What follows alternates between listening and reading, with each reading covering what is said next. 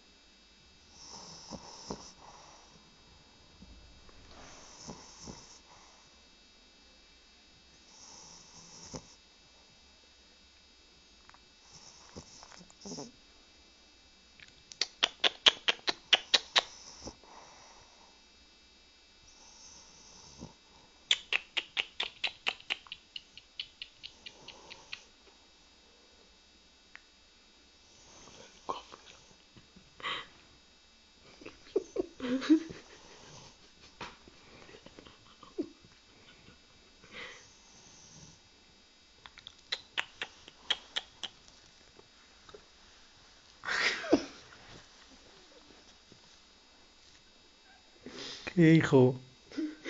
He despertado ya. ¿Te has despertado? ¿Te has despertado tú? ¿No? ¿Cómo estás? Cae otra vez.